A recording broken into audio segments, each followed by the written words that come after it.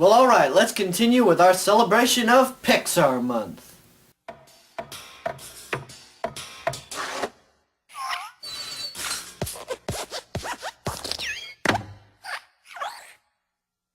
And continuing on, we're going to tackle the second Pixar movie, A Bug's Life.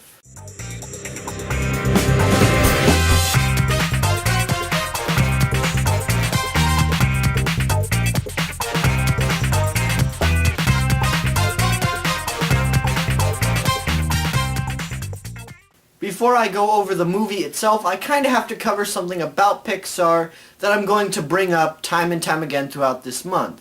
And that is that Pixar, in every movie they make, adds something new to the field. By what I mean, they advance the field of computer-generated imagery in every movie.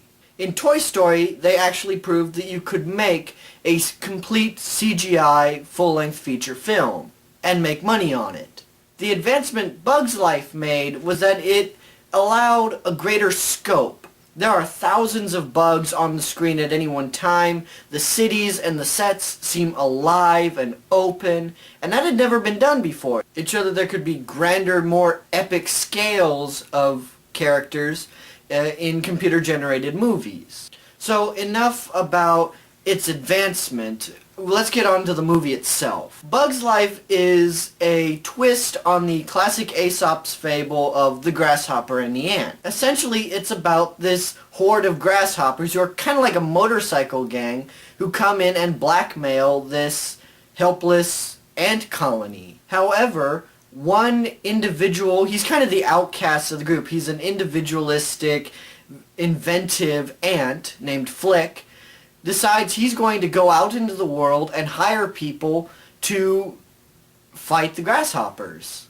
So he heads out into the big city, and the big city is actually really well designed. They use a lot of modern human things like milk bottles and turn them into buildings and skyscrapers. It's really an interesting idea. So Flick comes across this troupe of circus performers, and he believes them to be hardcore warriors. So he hires them to help fight the grasshoppers, although they don't know that. They think he's a talent scout. Eventually Flick and the circus bugs find out each other's secrets, and they then endeavor to both stop the grasshoppers and keep the other ants from finding out about the circus troupe. On the whole, it's actually a fairly interesting story. However, there are a few problems with this movie. Firstly, the main character is kind of uninteresting. He doesn't really have any growth, any development. The movie goes along with him. It says he's absolutely correct. The only advancement his character kind of gets is that he grows a pair when facing up against the villain. The villain is where this movie does really well, but this is also a Pixar movie. They do all their villains right. Exhibit A, Exhibit B, and Exhibit C. Also, I think this villain probably dies in the most graphic way possible. I think Syndrome is the only guy who beats him in how graphic his death is.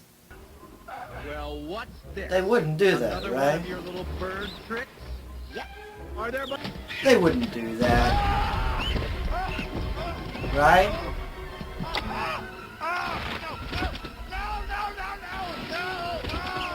Oh God. Oh, ugh. They ate him! Oh! Oh, happy scene. So my opinions of the movie overall, it's a really interesting story. There's a unique twist to it all, but some of the characters fall a little flat. It's got a great villain, but a really bad protagonist. I think it's probably one of the lesser Pixar films, but I still think it's good. Remember, my philosophy is that there has never been a bad movie made by Pixar, but there have been some bad Pixar movies. If you guys don't understand what I'm meaning by it, just write down in the comments down below and I'll try to explain my philosophy the best way I can. I think this is a definite must-see movie. So Pixar Month is starting off very well. I've covered 3 very good movies, 1 decent movie. Next is Monsters, Inc., and I'm really excited for that because I do believe that that was the first movie where I realized it was Pixar and just how great these guys were. I'll see you guys next time on Cinema in Review. Happy Pixar Month.